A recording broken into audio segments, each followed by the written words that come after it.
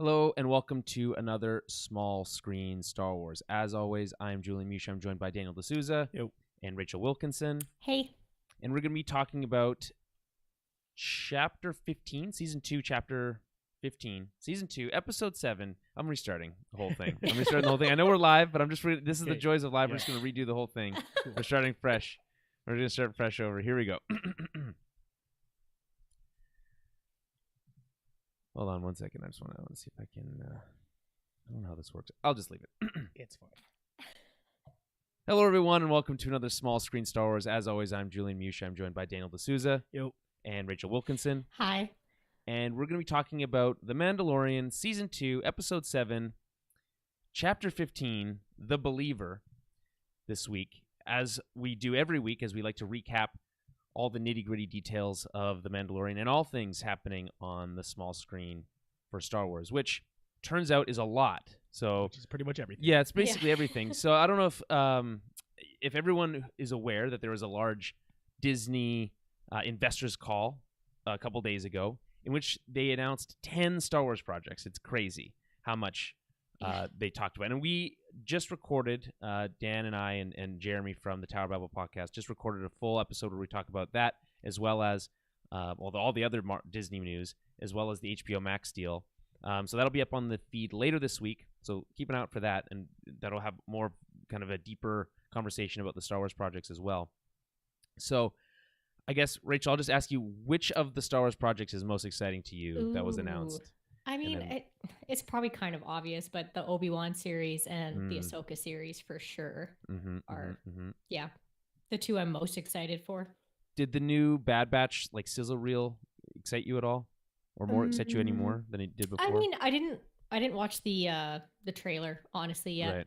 I have a bad habit of not watching the trailers because I don't like anything to be remotely spoiled for me. It's not a bad habit at all. I would disagree. I think that's a bad habit. You're right. That's a bad habit.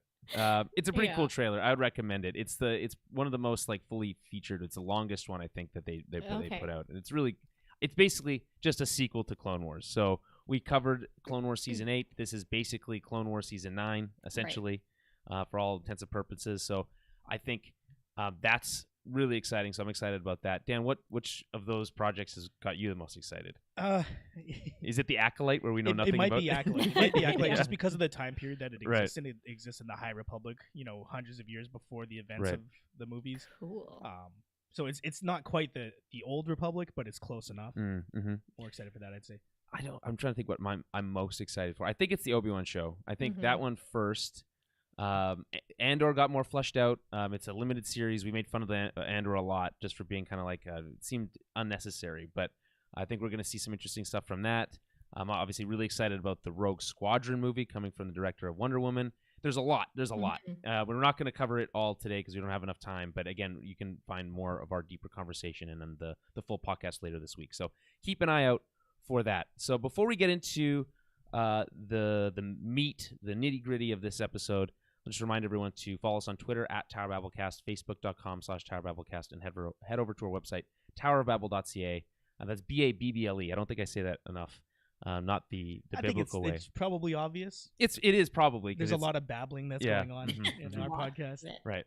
But there's two ways to spell it. So it is BABBLE. And if you want to help support the show, keep the lights on, figuratively as well as literally, you can do so by going over to patreon.com/TowerBabbleCast, and for as little as $5 a month, you can help support the show as well as get some bonus content. We're doing a bonus TOB film club this month that's for everybody, even non-subscribers to the Patreon. It's a Christmas-themed one. It's A Christmas Story, so that'll be exciting. I love that movie. Great. It's my favorite Christmas movie. Maybe we should get you in on that film club. Does that mean I have to pay? No, that's the free one. It's the free one. Oh, sweet. Yeah. Even and better. Also, it's okay because you're paying it with your time for this podcast. Yes. So yeah. Got you anyway. You're not going to pay me. That's the real kicker. That's right. Yeah. Okay. So let's get into the show. I think this is one of my favorite episodes of the whole season. I really, really liked it. After I think coming off of last week, which I felt a little I thought I kind of felt a little alone in terms of my feelings on not loving it as much as everyone else did. I did feel like I got a little bit of not vindication, but I felt a little backed up. A couple of people messaged me saying, "Hey, you weren't the only one who felt that way," so that was nice. But for my ego, so I guess the question is, how did you guys feel about this episode? I like this episode. I saw nothing wrong with it. So but that tends to be how I am in general. So more positive, which we need more positivity over here. Yeah. Yeah. Nothing made me mad. So yeah. Right. Okay. Fair enough. Dan, did no? I think we're all in the same boat for this episode. I also quite enjoyed it. I think it's just a really fun ride.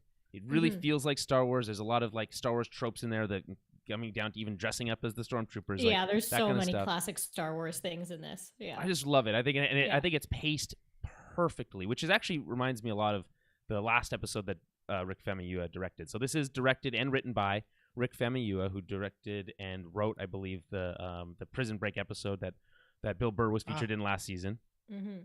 And so it makes sense that they're kind of re-teaming up there. And I just thought that, wow, what great pacing this episode had. Really, really fun. So let's get into the actual episode itself. So it starts on a scrapyard. We kind of cold open right to a scrapyard.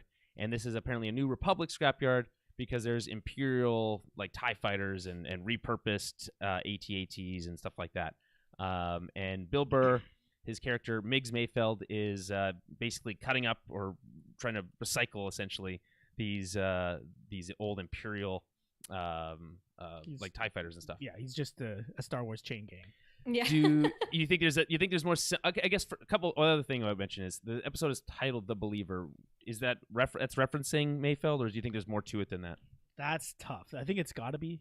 But well, maybe it doesn't have to be. Sorry, it wouldn't be tough. I think it's most likely referencing Mayfeld, but it could also be the Mandalorian himself. He seems to believe more in the significance of Baby Yoda.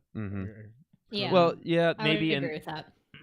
And also, like he's kind of like a true believer of like that traditional or that old school Mandalorian kind of like never take your helmet off, all that kind of stuff.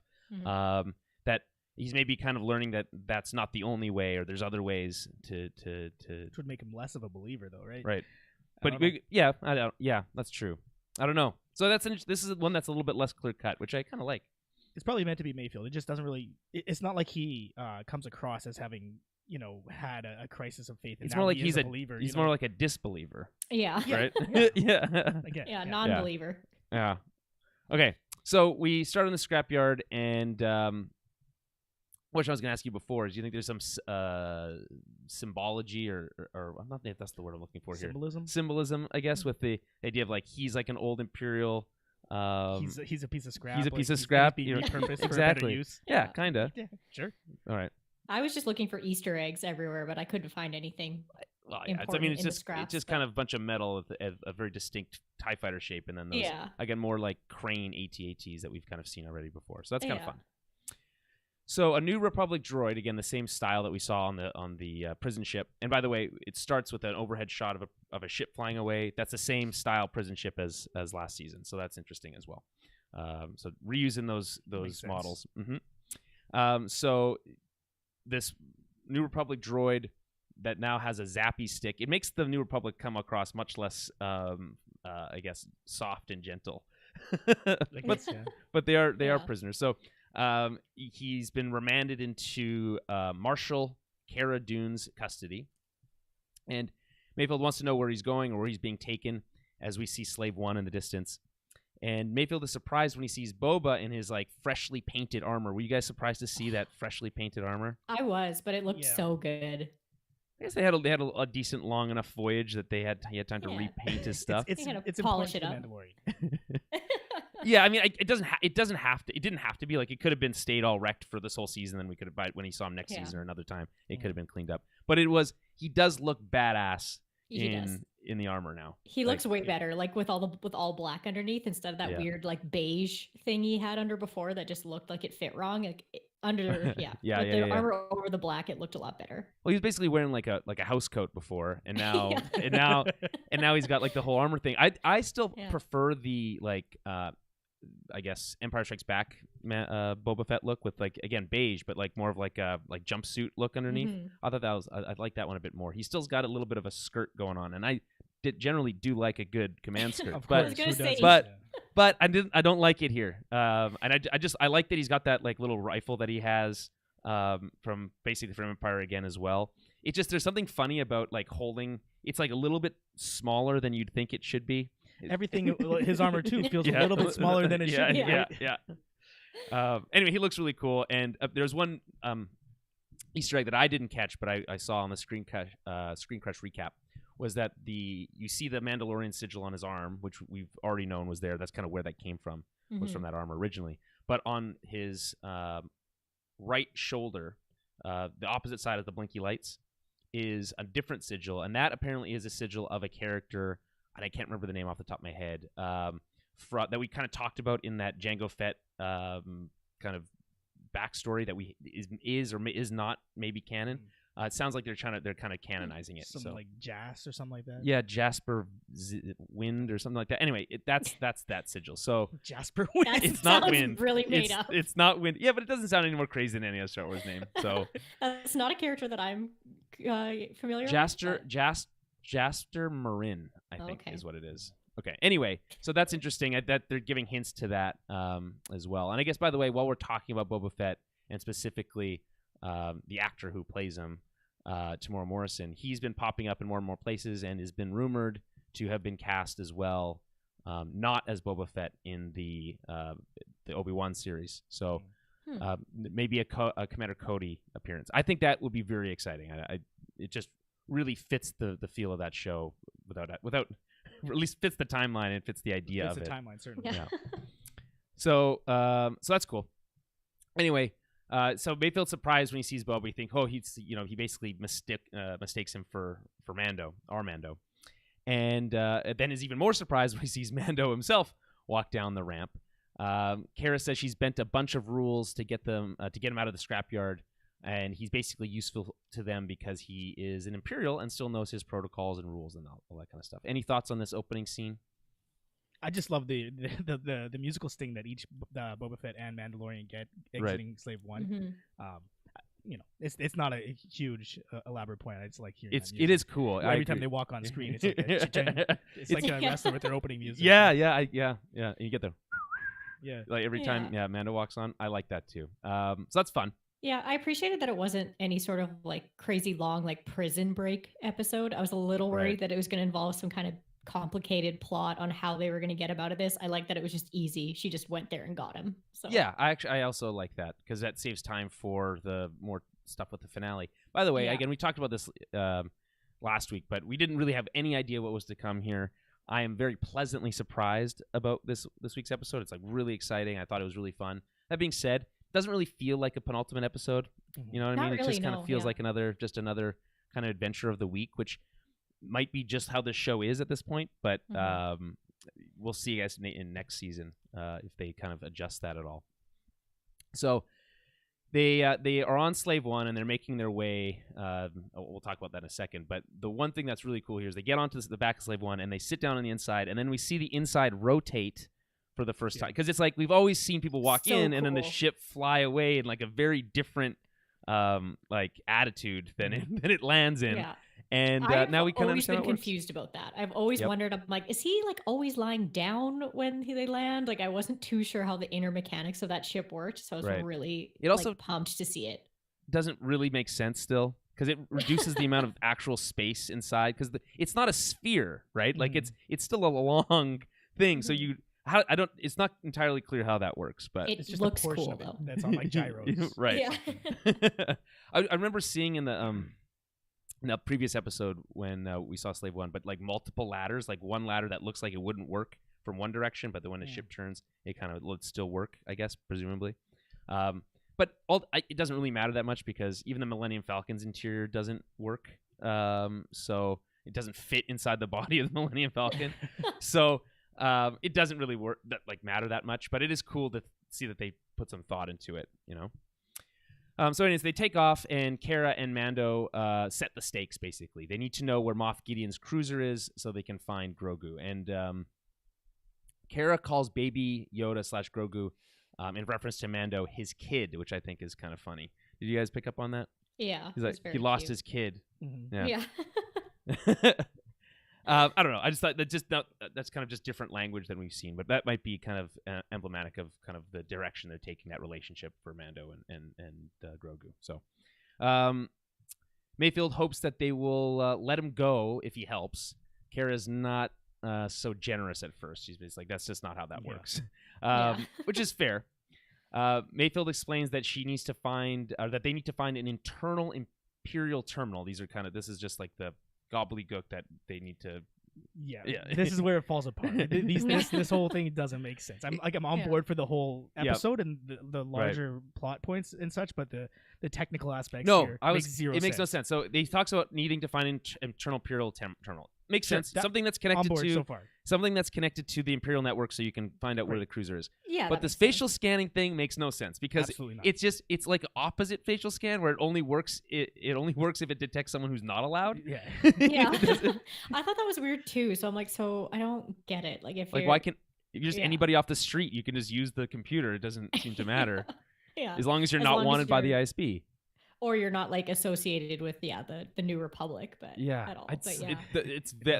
It makes no sense. But it works for in terms of what's the word that we always use for this kind of stuff? It's a MacGuffin. A MacGuffin. Yeah, it works as a MacGuffin on a couple levels because it also forces Mando to take his helmet off, which I think is a major moment in this episode, obviously. So I guess if you also think of it in terms of like there's so many different soldiers and troopers in in Star Wars that they just don't care to actually like know who they all are. So maybe that's why. Right. It's like they haven't taken the time to like it's easier for us to input the whatever DNA or sequencing for the people we don't like than it is for us to put in all the people inside the Empire. I guess we're basically doing mental gymnastics. It doesn't. Yeah, if I really need to figure out why that makes sense. Yeah, we'll ask Dave Filoni. He'll have an answer. I don't think they will, man. Well, maybe. I'm pretty sure they wrote this episode without having an answer. Oh yeah, it does. I guess. It's one of those things where it's like, yeah, I guess whatever. It didn't take me out of it though. There are certain things like that can take you out of it. It didn't really take me out of it, but I did think about it a little bit. So I guess it took me halfway out. So anyway. They need to go to Morak. He suggests they just accept the first one that comes out of his mouth. We're going to Morak, which is a secret Imperial mining hub. As they arrive, they go over the plans to what is a Rhydonium refinery, which is an explosive substance we've seen many times in Star Wars, including Clone Wars and Rebels, and it's often shown in those red canisters that we see in this episode as well. Like some sort of fuel? Who knows? Gotcha. I think so, yeah. Is it in Solo or is that something different? No, that's a different thing. That explosive thing that they have, that's a different explosive thing. Different explosive? Okay, fair enough. Mm-hmm. But I do think it is some type of fuel or whatever. Yeah, maybe it's probably used for making bombs or fuel or something. Who knows? So as they go over the plans, and it's basically this refinery is defended fairly well. It has anti-aircraft cannons and it has like platoons of stormtroopers. So not really a kind of a full frontal assault type of plan. So they decide they're going to go in stealthily. So they arrive on Morak, and there's a couple glamour shots of Slave One looking really pretty as it flies through some light clouds. Mm-hmm. I didn't love the design or the CG on last week's episode. I think it looks much better in this week's episode. So like that a lot. The crew now includes Boba Fett, Mando, Mayfeld, and Fennec Shan, and they're all going to scope out the joint. So this episode does kind of follow a little bit of that same kind of heist style formula. It's a bit of that team up. We've been talking about for the entire season. A little bit. It's not quite as formulaic, I guess, as some of those are. That other stuff is, or even like the last season's episode that was similar. But I do like that there's a crew here, and they're all kind of capable in their own way.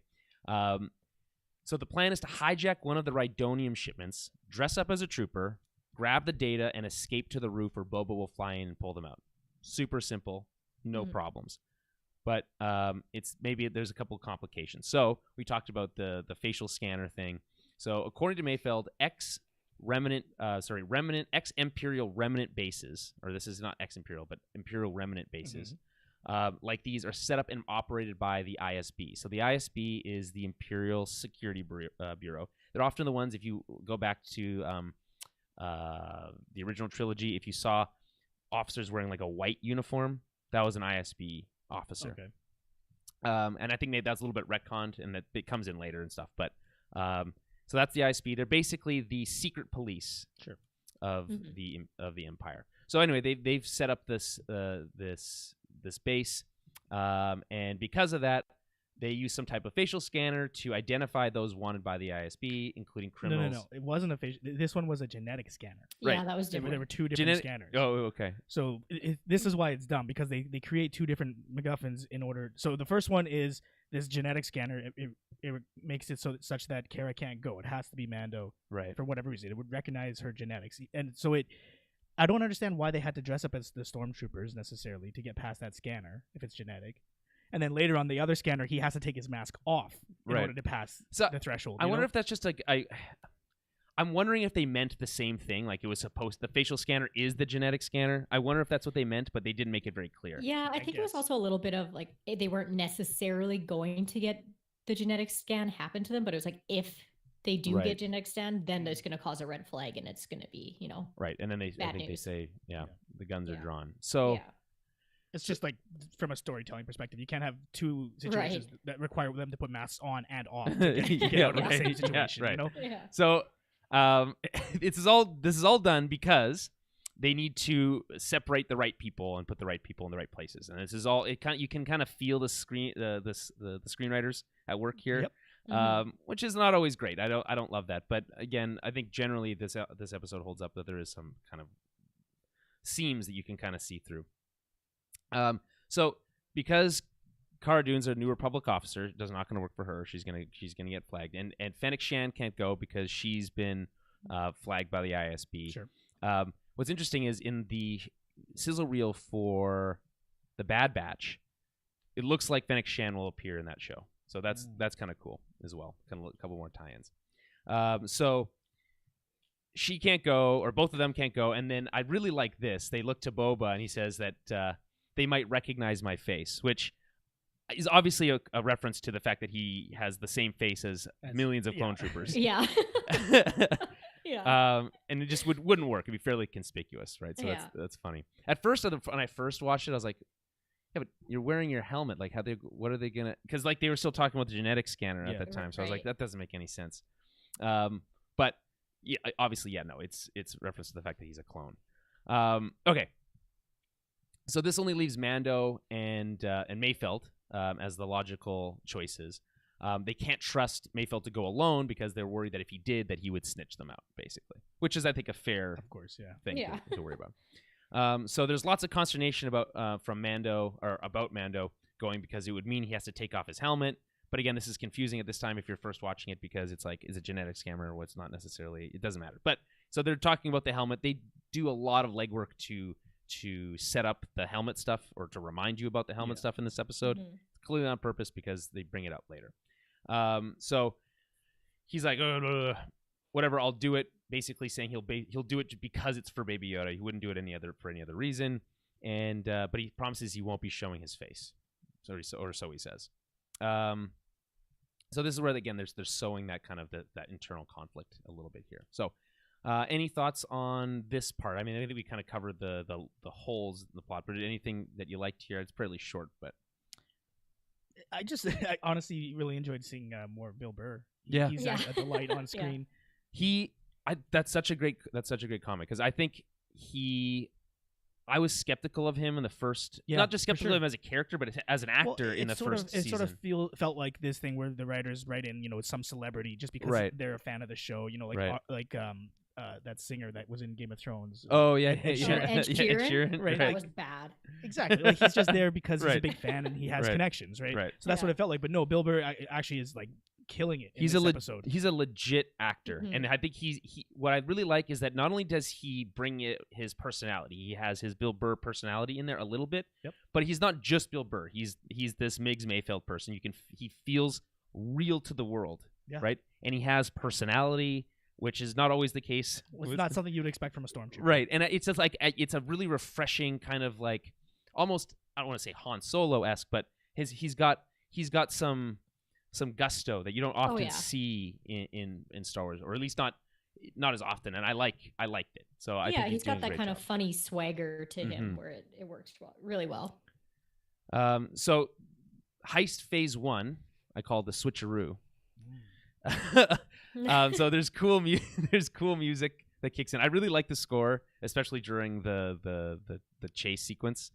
Really fun, drum heavy, a lot of synth. The score of the season has been off the charts in my opinion. Ludwig every time, killing it. He's just killing it. There was an article. I didn't read the whole thing. I just saw the headline, but it was basically the headline was basically how Ludwig Göransson found the new sound to Star Wars, which I think is fair. It's different. We've never really had some of this stuff in Star Wars before. It's always been very traditional orchestral stuff. This is new, but it still fits. So Kara breaks into the Juggernaut and takes out the drivers as they enter a tunnel. A nice little spot to hide. And note that this is a Juggernaut, so it's essentially the same type of vehicle that we've seen from Revenge of the Sith that was used by the Clone Army. These giant wheeled. We see it again in Rogue One. Troop transport or prison transport.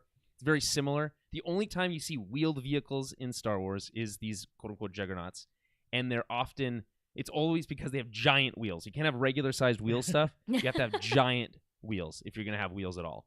Yeah. And it's funny because it's transporting these highly sensitive stuff. But because it has wheels, it's way more sensitive to it. Like if it was a hover thing, it would be like, it wouldn't matter. And it's like, I didn't even think of that. Yeah. So that's kind of funny. But I thought they looked really cool. And it's always cool to see them back. And so Mayfield is belly aching as he puts on the trooper armor. But his mood improves as he sees Mando walk out in his own trooper armor. And Mando, despite not being able to see his face, he doesn't seem very pleased. And Cara, understandably, doesn't seem to like the outfit much either. The design of these I guess Juggernaut drivers is really cool to me because they're very similar to the tank driver armor we see in Rogue One. I really like them too. I thought they looked super cool. Yeah, and it's like they're kind of making fun of like, oh, I think you look pretty good. Like, what? It's like, yeah, they actually do look kind of cool. Yeah, they're pretty cool looking. They do look kind of cool.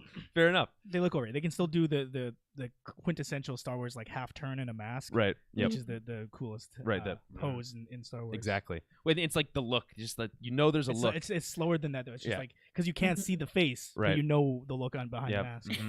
Yeah. And so like those tank troopers were introduced in Rogue One along with the short troopers, which we also see in this episode as well. Again, right. One thing that I think I mentioned about Rogue One that is underrated is that it introduces a lot of really cool new things that seem to fit really well into that existing timeline.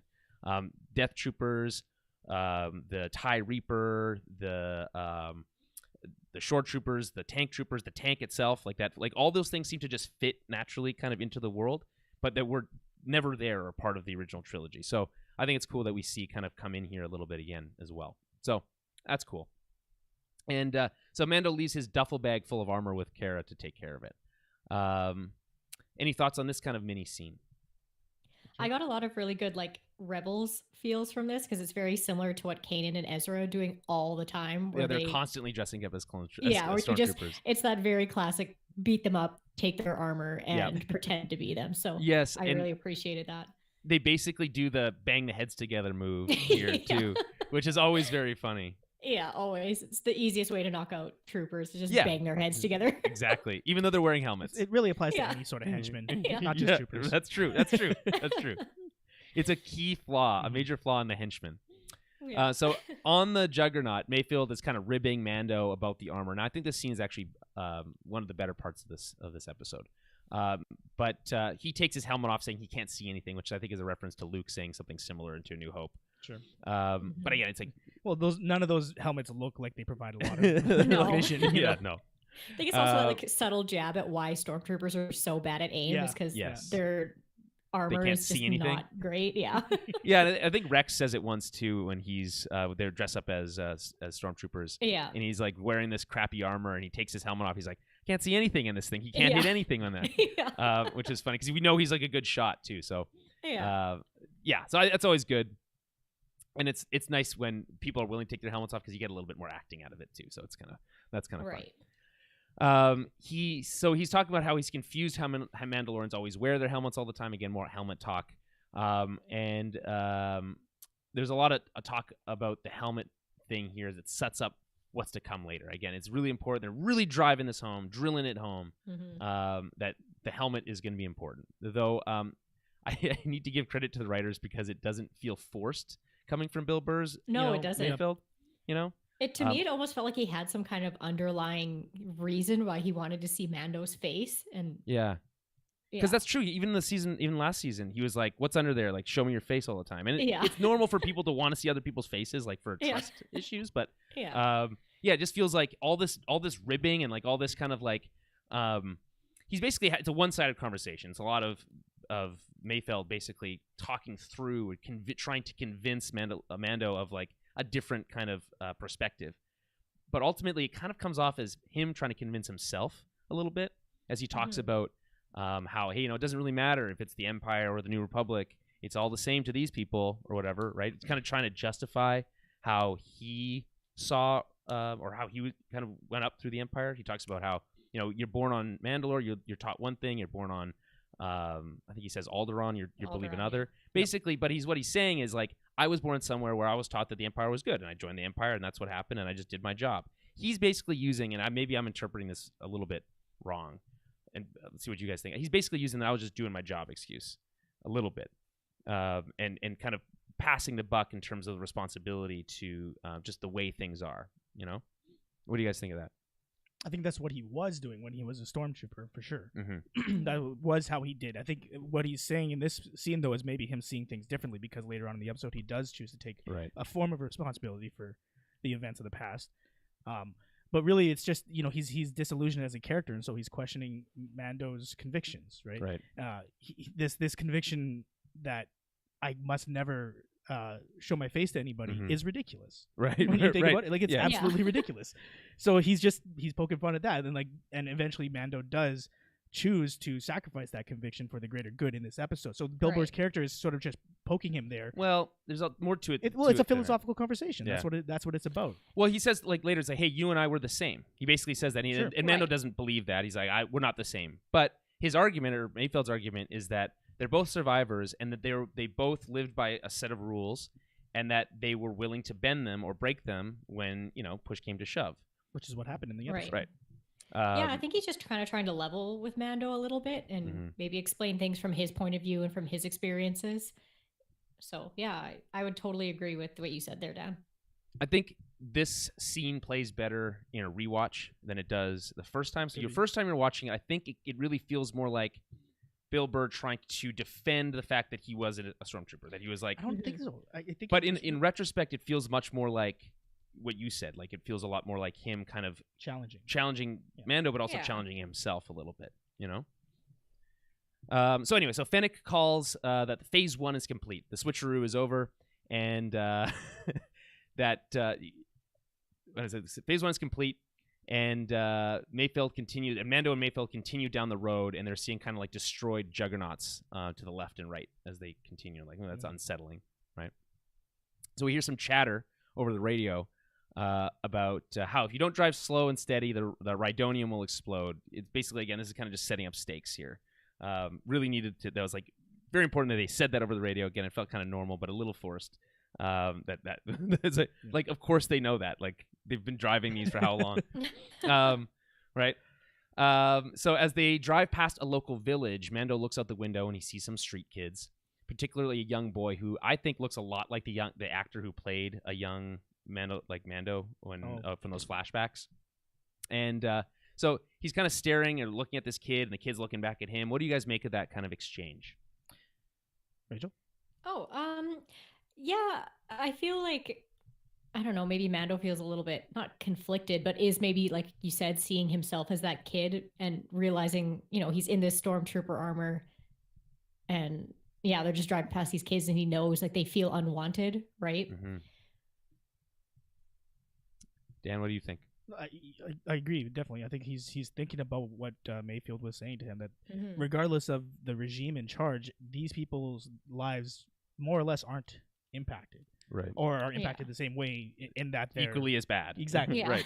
And so, that is an objective truth. Well, I don't know if that's true. Like if the New In that Republic case. knew about, maybe not, maybe not. I mean, there's a secret mining base here. If that mining base is destroyed, are those people's lives better or worse? We don't know. We don't get enough background on that. But that's not the point. The point is we don't care as an audience necessarily, right? And so neither do they. When they go on their missions, they don't care about those people and what happens to their lives after they leave this planet. This planet that we're gonna hear about, the name of a planet that was created for one episode, we'll never see again. Morak. Yeah. Maybe. I mean, we'll probably come back to it because they left Mayfeld here at the end of the episode. So we might come back. Who knows? Okay.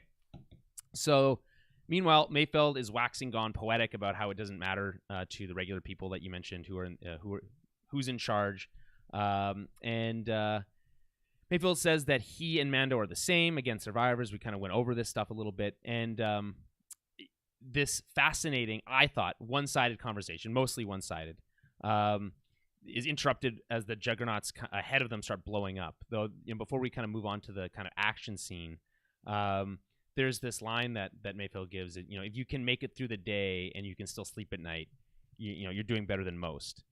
What did you guys make of that, Dan? That's more about the Star Wars universe than ours. I think that applies more to that universe, and it's definitely about this concept that he comes from a world of scum and villainy, right, to use Star Wars language, and you do what you got to do to get by, and that's what that's him. That's another way for him to justify some of the stuff he feels guilty about. Sure. I mean, like we see. I think people always. You ever had the questions like, "Hey, if you could live in some sort of fantasy world, which one would you live in?" Right? You don't hear a lot of people saying they live in Star Wars because it doesn't look like the regular everyday citizen in the Star Wars galaxy is treated very well or has a very good life. We don't see enough of it. We really don't. It's really the main cadre characters that we interact with. Right. But even though we go out into the outer rim and you got these settlers and then they just they're living in poverty and they don't have they're lucky if they can leave the planet at all if they have enough money or credits. Right. Some are sold into slavery. It's not a rosy place to be. So it's like if join the Empire, improve your life. I guess is kind of the way he saw it. Okay, so I called this the loot train battle as a reference to Game of Thrones. Sure. A little bit. Yep. It's got a little bit of that same feel. Big explosions, big fiery ball explosions. Yep. You know what I'm saying? I see it. And not the only Game of Thrones reference in this episode, and we'll get to that later. So, as they pass a destroyed juggernaut, a group of quote-unquote pirates flies out on this speeder barge skiff thing, and there's a question that was being bounded around Twitter about whether or not these are actually pirates and that's what they're referred to in the subtitles. Well, yeah. How can you call them pirates when they're not stealing anything? Exactly. Or are they more like insurgents protecting, right, quote unquote, protecting or trying to cause havoc with the Empire here? And I kind of thought this was going to come back around, once we get into the fighting scenes and everything, and Mando's blowing these guys up and everything. I'm like, oh, is this going to come back around later where it's those are just protectors of the villagers who actually live there, and then he's going to feel bad because he just destroyed all these guys, but he kind of had to, otherwise he would have died. So that's a great point, Rachel. And actually what's interesting is in the concept art that we see during the credits, one of the final concept art pieces looks like, and people are interpreting it in this way, that it's Poe Dameron flying one of the skiffs. It's like an artwork of that. It's not clear. It does kind of look like him. He's got a vest and his hair is kind of similar and stuff. Obviously, that never happened in the episode. Right. But it seems like at one point there was maybe a little bit more of this scene was played a little bit more gray, right? Yeah. Where these people are, maybe you're basically doing the bad guys' work right here for your own good, Which would have been so much more interesting. So much more interesting. What a missed opportunity, because it's the dualism of him struggling with whether or not to take his helmet off. And also struggling with whether or not to battle these villagers. What's more important, his overall mission or the immediacy of this, right? That would have been really, really cool to see. Yeah, and maybe that will come back around. We'll get some background on those people. They make a point of calling them pirates, not the natives or the indigenous. Well, it doesn't make sense to call them pirates. So they also make a point of those little kids that the convoy drives by do not look like the same species. No, that's true. Pirates. Those are humans, and these are I think they're the same species as what's his name? Ezra. What's his name? What's that guy's? What's his name from Clone Wars and Rebels? Oh no, it's not. No. Are you sure about that? It's the Are same. you talking? There's the Anaka, two different Captain Hondo. Hondo. I'm pretty sure they're the same species as Hondo. I'm pretty No. sure. Are you sure? I don't know. I have to rewatch Hondo it. has horns. Yeah, but like, I'm thinking of like this. The characters or the people that Mando basically kills at the very first episode of the series on that planet with when he breaks in to find Baby Yoda. Maybe. Those are all the same species as Hondo as well. Yeah. So I don't know. It may be. I don't know. It doesn't really matter because I don't think it just says alien Pirates. language, that the language they're speaking and whatever. And often that species is shown as pirates. Yeah. So maybe. They're just meant to be mindless cannon fodder. Like he needs to be able to kill them and not feel guilty about them. Right. They're not going to explore that concept. Yeah, probably not. But it's interesting that they did think about it, and then they would put that concept art in the trailer or the credits is interesting as well. Those are a lot of assumptions too. Yeah, sure. I mean, yeah, absolutely. It's based on the interpretation of an art piece. Right.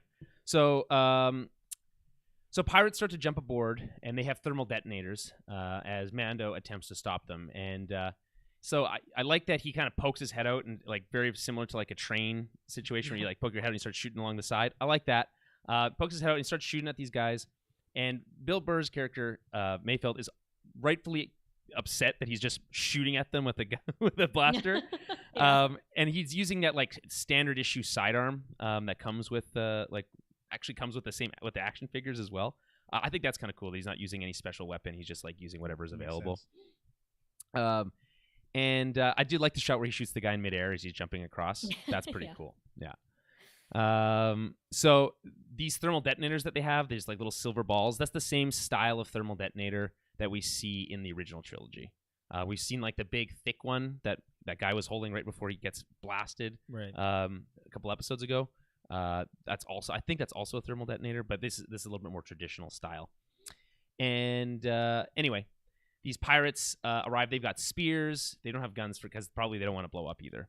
And there's a fight scene. There's like I like the hand-to-hand combat here, especially like when he goes to block one of them with his arm. Yeah, that's a nice thing to note, right. Actually, because he's so used to taking damage on his armor without suffering any consequences.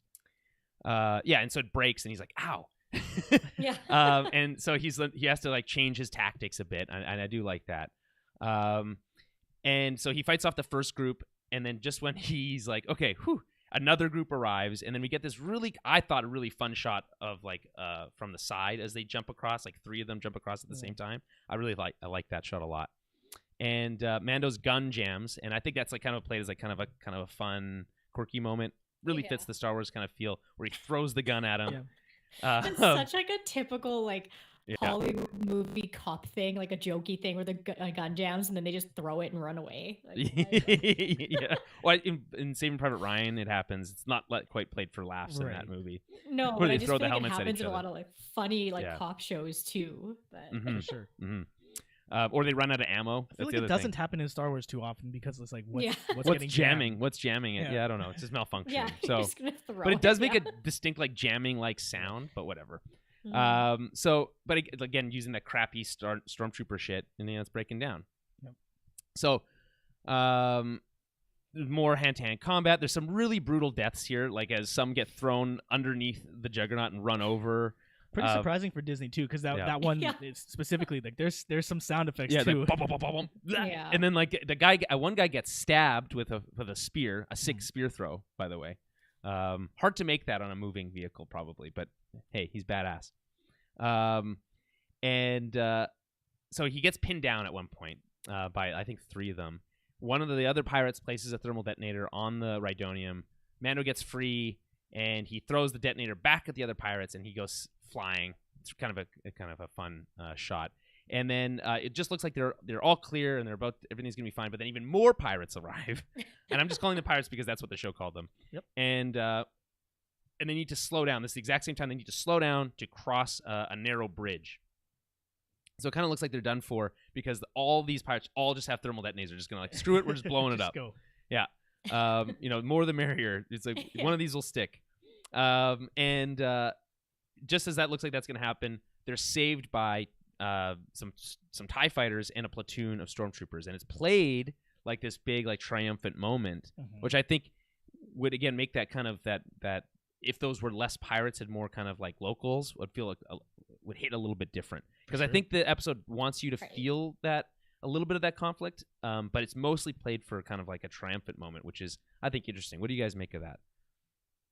Rachel? Yeah, just the kind of the same thing as before. Like it gives me a lot of the same feeling as when we see Enfys Nest come in Solo there, where it's like at first you think they're the bad guys, but then later on you realize, okay, like they're not just pirates. So right, and they're flying the similar ships too, kind of. Yeah, right? exactly. Like so I had some like similar like conflicting feelings there, being like, oh yeah, like obviously they need to do this because otherwise they will fully get blown up and die. So I understand that they have to, but yeah, I'm just curious about. I don't know. I would have liked to see a little bit more into like maybe who those pirates were. But. Right. Yeah, Mayfield gets excited. He's like, didn't think I'd be excited to see a stormtrooper or whatever. And it's like, that just feels so weird when you see the stormtroopers like cheering for them. So you're like, oh no, like that's bad. Like, gross. Yeah. I think they're very deliberate though, because it really does feel like X-Wings just landed and that's a rebel base. The way that everybody around is like stopping what they're doing and celebrating and high-fiving each other or whatever. Yeah. Well, actually, when you're listening to things, or when I was watching it with the subtitles too, it picks up a little bit more. So you hear people like chanting like "Glory to the Empire" and like weird stuff like that too. Yeah, it's weird, but you're like, oof, like it just feels wrong. Gross. Well, I guess it's like it kind of paints a little bit of a picture. We don't really get this perspective from the stormtroopers very often, right? And it kind of paints this picture of like they're kind of like just quote unquote getting by, and they've probably been like these pirates have probably been fucking with them for a long time. And this is kind of like a triumphant moment for them. Like they're excited about this, right? Because they have nothing else to get excited about, really. Although they live on a beautiful planet, like it's a really gorgeous planet, that I'm sure they're ruining and destroying with that. Rhydonian probably. Okay, so they get into the refinery, and like we said, the troopers are kind of saluting them, and they're cheering. And they head into the officer's mess to use the terminal, but Mayfield stops short when he sees an officer he recognizes. This is Valen Hess, an officer he used to serve under when he was a field operative. Mayfield gets cold feet and tries to back out, but Mando volunteers to go in despite, learning that he'll need to take his helmet off for the facial scan, which is kind of new information, but whatever. It's just like at this moment, the tension's really high. The tension's really high, and it's like you're not really thinking about that. It's like I think they do a really good job of building the tension here. It's got that Inglourious Bastards kind of feel to it a little bit. So Mando uses the terminal by taking off his helmet, and it's a big moment. Even my sister texted me. She's like, "He took it off for so long." Yeah. And he gets the information on Moff Gideon's cruiser. Now, I know there's a couple videos around about like the specific location on that map. I didn't watch those. I don't know where that is. It looks like it's the Outer Rim. So that's about as close as I can get for you right now. But it doesn't matter because ultimately it's just about the location that they need. It's just a MacGuffin. So just as he's wrapping up, this officer, Valen Hess, that Mayfield had recognized, approaches asking Mando for his designation. Mando doesn't really know what that means, and just as he's about to be kind of like outed, Mayfield arrives in kind of that last second to kind of assist, and says that Mando has bad hearing after an accident on Tanab, which is actually a location we've heard referenced by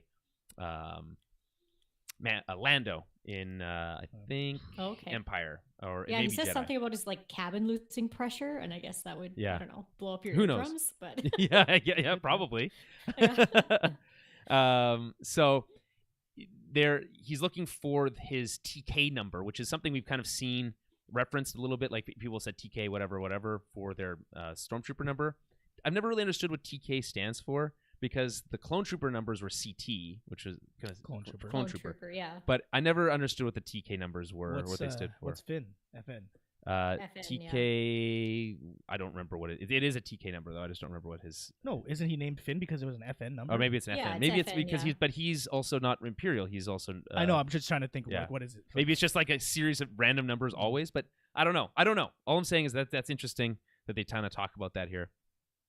Who knows? It probably doesn't stand for anything. It's just a random two numbers. But so this officer is played by. Let's see if I can. Oh wait, I have it here. It means Trooper Corpse.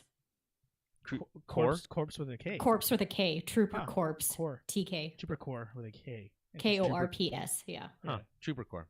I feel like that one's a bit of a stretch. It would make sense if this was Mortal Kombat. Yeah, it would. Yeah.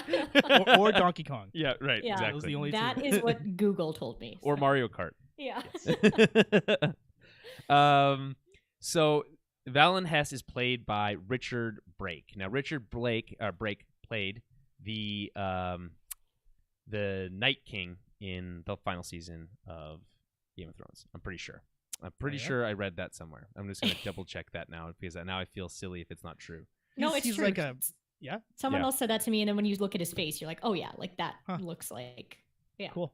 Right. So, he's been in a million movies. I've seen him in other stuff. Yeah, he's Joe Chill in Batman Begins. Oh yeah. Good call. He plays a good villain. Yeah, he has a creepy face. It seems he does. He really does. So, what I like about this performance is not only that he's just naturally creepy, but he's got that like Southern accent. He's got that almost Confederate officer type look and feel to him. Yeah. That I think is intentional. I think they're going for that. This Mandalorian's brought in like a lot of non-British Imperials. Yeah. And some of them work better than others. This one really works as being super creepy. See, and I don't know why I should have like attributed it more to what you said instead of what my brain did. And my brain was like, oh, like it makes him seem like a Nazi. Like I got very like harsh, like Nazi commander vibes. The from Imperial thing is like the Imperials are Nazis. Like that's the Yeah. it's a direct analog, right? Yeah. But like, I guess because it's Star Wars, they can kind of borrow from other kind of ideas that are similar. And I mean, like, yeah, the look of the uniform and all that stuff is obviously clearly Nazi inspired. And again, this kind of conversation is very similar to the kind of that Inglourious Basterds. It is, yeah. It gave me very Inglourious Basterds feels for sure. Right. Okay, so they try to leave, saying that they need to fill out some TPS reports. Did you guys laugh at that, or do you guys think that was funny? I didn't know what that meant, but I assumed it was just paperwork. So. It's a reference to some other stuff. No, it's a reference to Office Space. Oh, is it? Yeah. So that like the TPS reports thing is like it was first I think appeared. It's probably a real thing in office work. I'm sure I've never, it is, yeah. but like it's made fun of a lot in Office Space, and then again in that those Office linebacker commercials that were for Reebok a long time ago too. Oh yeah, that was funny. So Valen Hess isn't done with them. It's just it's such a good like you weren't dismissed. Like that is so cool. Oh yeah, that gave me chills. You're like, and he doesn't turn. The coolest thing is he doesn't turn around either. It's like that. Like he's just he has pure authority over them. And he acts like it. So he wasn't dismissed, and that he wants to have a drink with them. That they were like the only crew to bring back their shipment today. So we have a quick cut to outside, and Kara and Fennec Shan discuss needing to take out the anti-air cannons for the escape to work. I guess it's just kind of like we need to do this, otherwise it doesn't make sense, right? And we get a shot of those weird long helmeted Imperials that we saw on the Death Star shooting the Death Star cannon. Like, yeah, those people.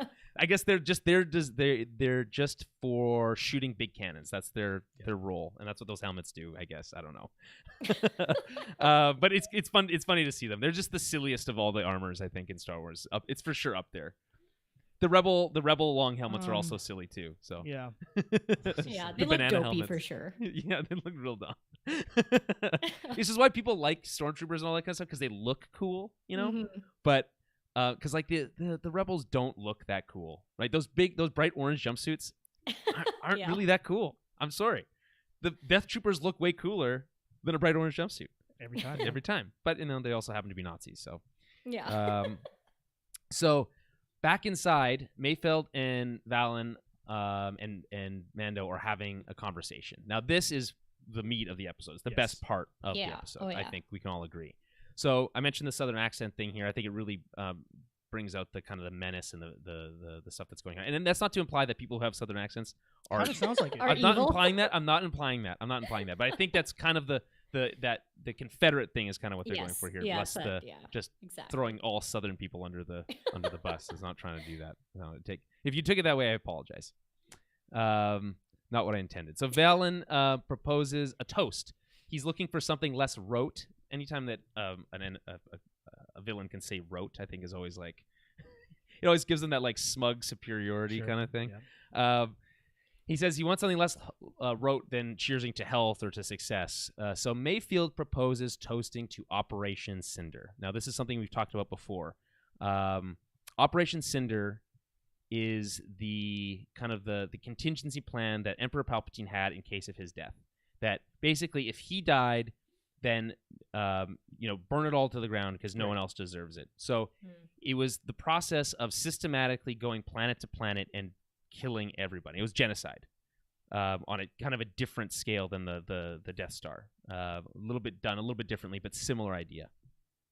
And it's also been used, by the way. So Operation Cinder is this kind of like clearly super evil thing that happens in Star Wars that is used as a tool to show people like turning against the Empire. It happened when they've used the destruction of Alderaan as an example of that.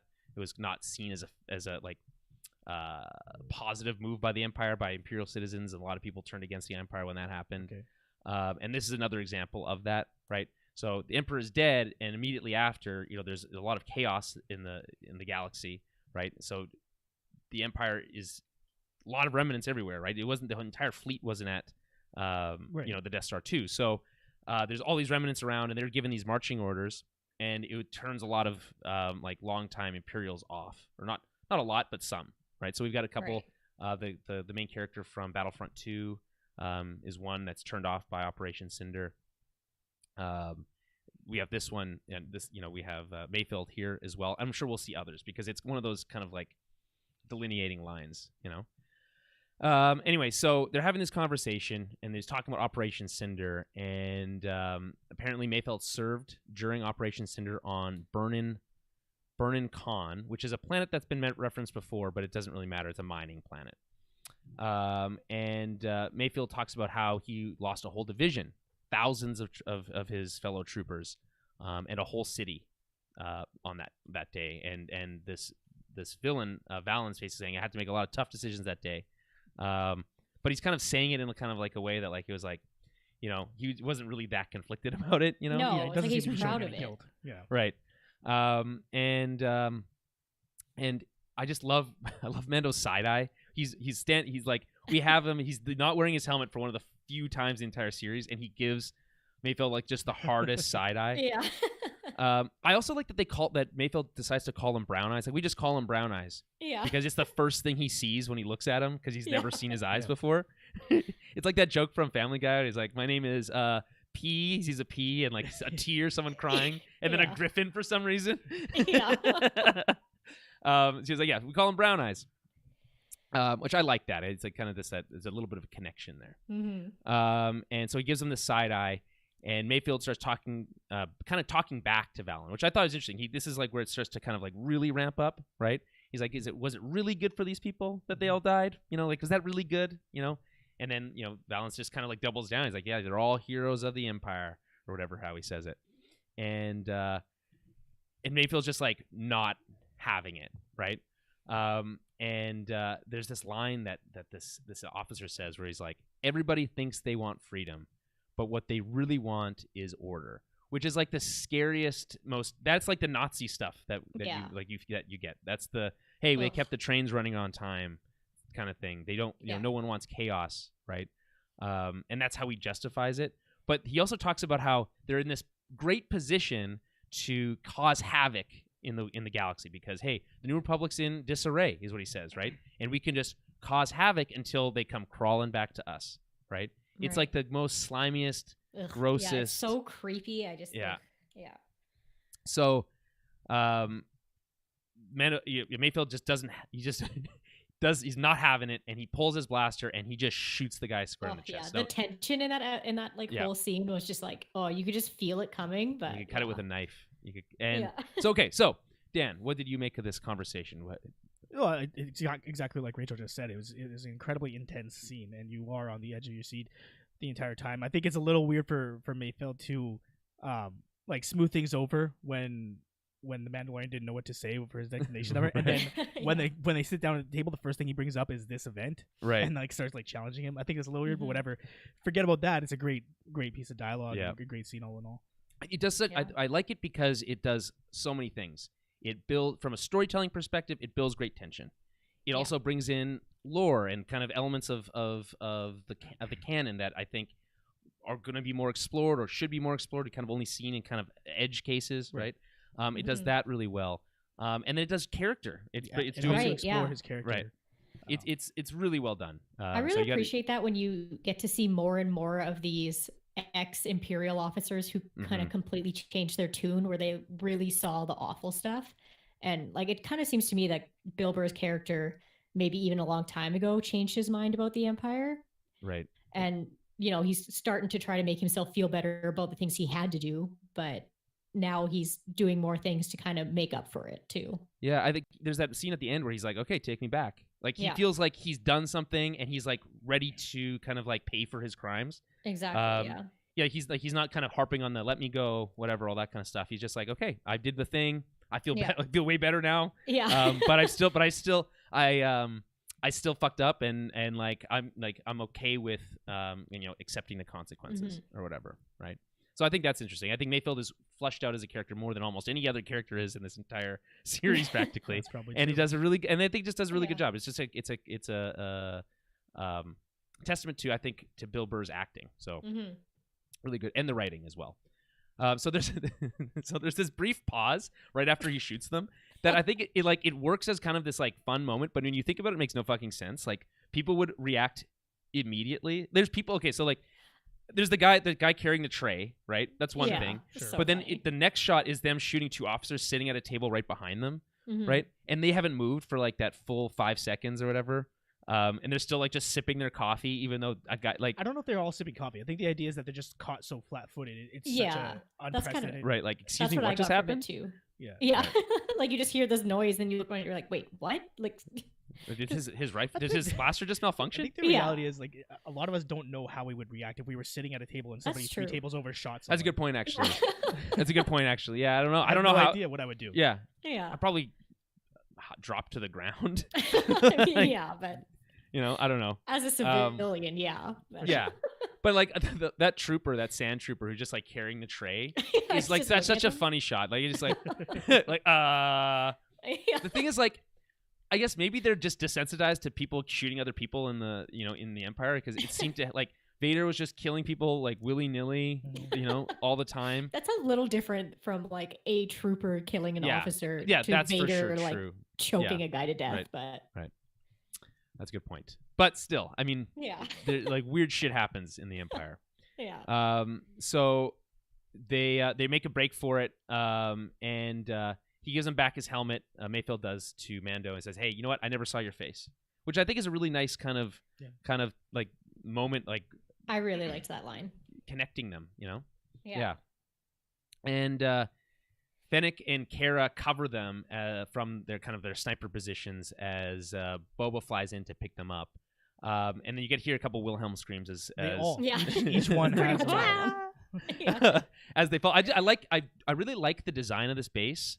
It's got this it's like built on top of a dam. It's got a really cool visual design, and as they kick their way out and they kind of make their way out along the outside, it's kind of got a cool look as you look down over this waterfall kind of thing. Yeah. And so they're making their way out. They're fighting their way out, blasting their way out, as you'd expect, right? Everything's all good here. Thank you. And they're making their way out, and they're being covered, and they make it to the roof, and they get picked up by Slave One. And as they fly away, Mayfield asks for the cycler rifle. That's the same type of rifle that the Sand People have. And he uses it to shoot out the Rhydonium that on the same shipment that they came in on, and they blow up the whole refinery. And as everyone else notes in the when that happens, it's a really good shot. It's a great shot, and it gives credence to the whole thing that he was an actual sharpshooter, right? Because he hits the line from last season. Right. He's like, I wasn't a stormtrooper. Yeah. So that's kind of cool to see. It also kind of felt like Fennec and Kara were like in a form of a competition while they were sniping. Right. There was a bit of a rivalry between the two of them. Got a helmets hub deep situation. They kept like they would shoot a soldier, and then they would look at the other one and be like, "See, see, you catch that one? Look at see that sick shot. Yeah, what do you think about that? I kind of like that. It's kind of a fun little thing. And then that comes all the way around when they say to him, "Good shot." Right. Mm-hmm. Yeah, that was a nice shot. That was a nice shot. Like Kara seems the most impressed because she's the most skeptical, right? She hates Imperials, understandably, and she does not trust Mayfeld. She's just not going to trust him, and like through his actions shows that he's willing to fuck up the Empire, and that's enough for her. So, I mean, blowing up an entire base seems like enough to gain some trust. That's fine. That's fair. Yeah, at least a little bit of trust. His line as he walks back into the ship is, "We all need to sleep at night," which is that reference to the earlier line in the episode. Yeah. Which is good. I think that's kind of a nice touch there. And then as they make their escape, this is the best part of the whole episode. I take it back. It's not the conversation. As they make their escape, Boba uses a seismic charge to blow up the 2 TIE fighters, and as soon as the sound like cut out, I was like, "Oh yeah!" Yeah. I could not wait to hear that wow sound again. It was so cool. Are you kidding me? I loved it. What did you guys make of this kind of escape scene? Well, that stood out to you? I thought it had everything we needed, right? It had the Wilhelm screams, the sniping, like the back and forth, right? Mm-hmm. I thought it was good, and then exactly the little cherry on top at the end where he just blows up the whole Imperial base is perfect. So Dan, did you have any highlights of that escape? Also love the seismic charge. Yeah. I'd be interested in that. This is a darker turn for the podcast. We don't have to talk about too long. I would be interested to know if that Nazi analogy holds true for this part of the episode. What do you mean? Like, if we're looking at this guy as a former Nazi who participated in some of these atrocities, for him to have recanted and done something, it's like he did one thing. He like kills a couple other Nazis, and he gets to walk free, and he gets to say that he sleeps well at night. Do you guys? Right. I don't know if that should or can. Well, you can't. You don't get to control. I guess like there was one thing is like you don't get to tell people how they can't sleep. If you know what I mean. So there's that. There's like they should. It's like you don't feel remorse maybe, or this makes you feel better about yourself. Like, I can't control how you feel about that. That's one thing. I can, as Cara Dune, control whether or not you go back to prison, and she chooses not to do that, which is, I think, the bigger kind of moment here. I don't know. I mean, you're right. In the real world, if that was a Nazi, I think most people would be like, it's cool that you did that and you helped us. But, I mean, in the real world, we brought Nazi scientists over and like... Exactly. That's what I'm talking about. So, I mean, I don't know. It's conflicting.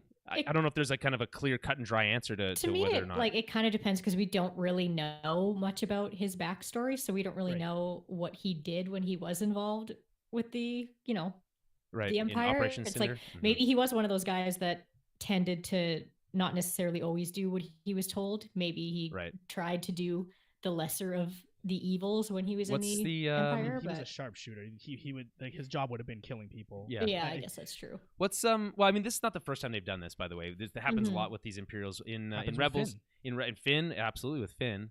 It's a little bit different because he's a slave child. I mean, that's kind of like it's not a big deal. It's just like Star Wars. They explore the Nazi thing for like a little bit, but they don't really.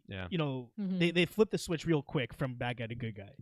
Yeah, there never seems to be a middle ground where like it's like the DJ I guess of the universe where there's people advocating for the gray area, but they never really explore the concept of the gray area too much. Who's the guy from Rebels? The XISB agent, Agent Callus. Oh, Agent Callus, yeah. He's another example of a ISB agent who kind of turned the other cheek. Because he turns into Fulcrum later on. Mm-hmm. And like the thing with that one is it's like he did also a lot of atrocities, but like it wasn't never genocidal level atrocities. I guess it's like, where do you draw the line? I don't know. I feel like if you're using the word atrocity, there's no longer any scale. I don't know, I guess. I don't know. I think what they're trying to show is that some of these people were kind of indoctrinated into a system that they took part in for sure, and they should pay for those crimes, but there's also good in some of these people, and that they, some of them may deserve a second chance. I think that's what they're trying to say. I don't know, how well that comes across. Right. Okay, so after everything happens, there's this kind of quick cool down scene, and Mando thanks Mayfield for his help. Mayfield asked to be taken back, like we mentioned, to the scrapyard, but there's this kind of fun exchange between Mando and Cara where they kind of imply that they'll fudge the books to make it look like Mayfield died in the operation, and they ultimately let him go. They're not really helping him. They just kind of let him go free on this planet. Let bygones be bygones. Right. Yeah. And he's stuck on this planet. He has no way off. And by the way, there's probably some survivors of that explosion, and he was there. So, it's probably not going to be easy life for him, but we'll see. I don't know. He seems like a resourceful guy. He'll be We'll fine. figure it He's out. a survivor. That's what he says. So they'll have to let him go. And he doesn't. He's smart enough to not ask any questions. Just basically like, "Yep, I'm out of here." Yeah. Looks like there is some conflict on Cara Dune's face, but it's also her idea to fudge the book. So I don't know how you make of that. If someone like Cara Dune, a veteran of the rebellion and of everything that happened to her, how do you kind of justify that, Dan? I mean, it's kind of touched on what you were saying before. It's very difficult to do so. That's why I think the logic it doesn't make sense. The way that it's presented is that this character is redeemed, right? And you're right, Rachel. We don't know exactly the specifics of his potential crimes or hypothetical crimes, but it just seems like a bit of an easy out, right? You know? And maybe just the beginning of his kind of redemption, right? Like he's not going back to prison, but that doesn't necessarily mean he's Yeah. He's I think quote unquote. It's just hard too because he's such a likable character. Yeah. That's a good point. That it's kind of hard to be like, oh no, he needs to go back to his work. Go rot on that scrapyard. Yeah, because you're kind of like, oh, I kind of like his character, but Yeah. I totally get what you mean though, where it's like there's definitely that conflict in, is this an okay thing to do or not? Yeah, and there's no right. I don't think there's a clear cut answer to that. Yeah. So we cut back to last shot is we cut back to Moff Gideon's cruiser, and they receive a transmission from Mando, and he's basically repeating the speech that Moff Gideon gave to them at the end of season 1. Yeah, I loved it. And essentially just telling them that he's coming for him. Excellent. Yeah. Mm-hmm. I just and the way that he emphasizes different words in different ways is so cool. Yeah. Like the one he says specifically, "He means more to me than you will ever know," Right. is such a great like. I don't know if they were thinking about using this again in this context when they first used it in season 1, but if they were and they kind of thought about that, like it's so cool. Either way, it's cool. It was just so perfect. Yeah. Yeah. Do you think it's a smart tactical move to you had the element of surprise a little bit. Now you're kind of giving that up. Yeah, I don't know. What do you guys make of this kind of like decision to reach out to Gideon in that way? Yeah, definitely not a tactical move. Right. But that's not the point. He's sending a message, right? Yeah. It is about how it's received. It's less about tactics at that point. Mm-hmm. Yeah, it's sending a message. I kind of like that it's not tactical too, because that team seems to be a little bit more of how Mando does things. It's not necessarily like by the book. So I kind of like that he just straight up let Moff Gideon know, like, yeah, I'm coming for you. Like, just wait. Like, it was badass. That's such a good point too, because that's a good point. Like that whole crew seems to really operate really well together. Like they kind of operate on a similar kind of wavelength. Obviously, having 2 Mandalorians helps probably, but I don't know. I thought it was just a really cool way to set up the finale, which who knows? I honestly don't know what's gonna happen next week. I don't. No idea. And I'll tell you what, it better be longer than 35 minutes. I'll tell you that right now. I want it to be longer than 35 minutes. There's still the possibility that we're going to be introduced to a new Jedi / Force user for Baby Yoda. Maybe I feel like if they do that, it's going to be within like the last 10 seconds of the episode. Yeah. Yep. It almost feels like there isn't time. There's so many that's plot threads that need to be tied up within this season already. Could be a cliffhanger for next season. Yeah, right? That's kind of what I would assume if that is going to happen, but we'll see. Like, depending on the character, you could do it different ways. Like, you could have cast a certain character. Like, if it's Luke, right? If that's the way they want to go, all you have to do is have the green lightsaber light up, and you know who it is, right?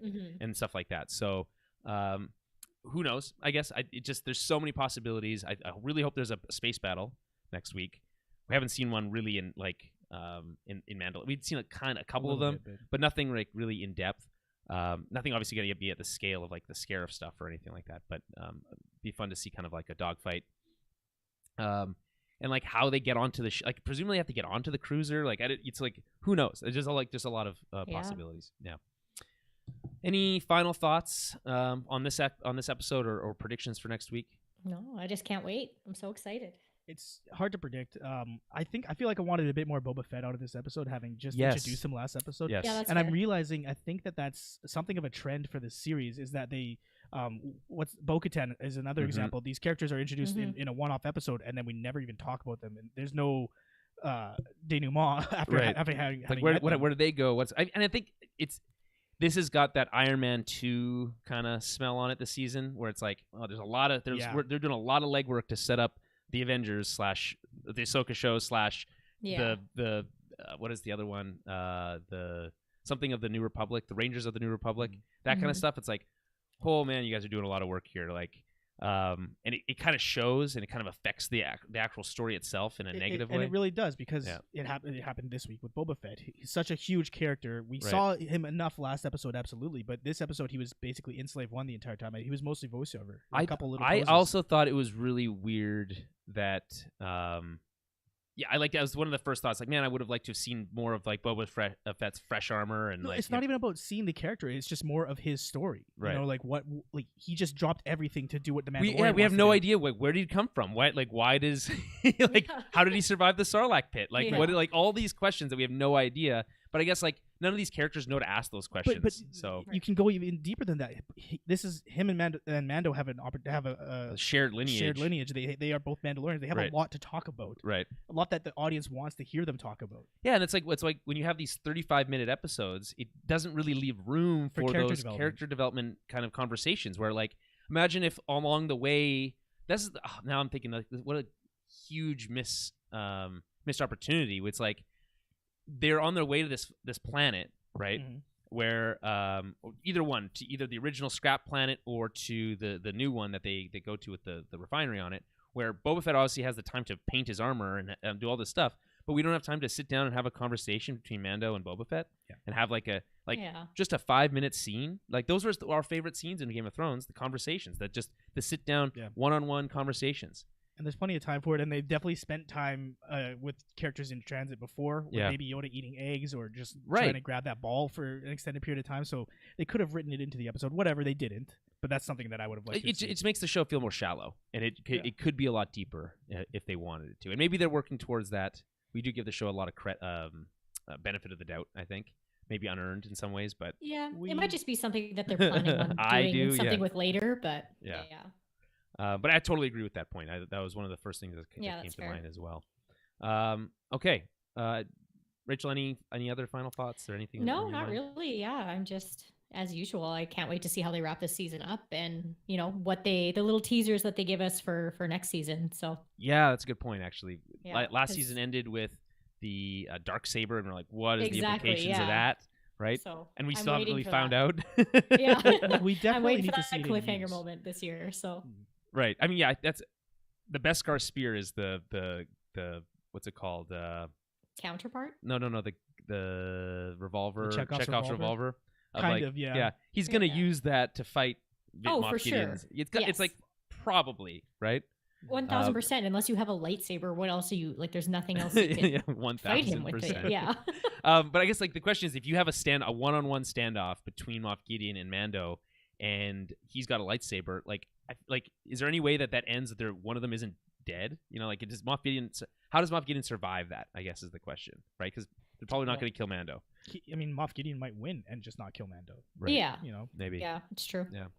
Like, cause this is a long-term thing for Disney, so I wouldn't be surprised if this season ended on a somewhat darker note, so that next season starts off that way too. Right, like there's been a lot of allusions to to Empire Strikes Back, and Empire ends on a kind of a dour note, exactly. And so maybe they'll do something similar here.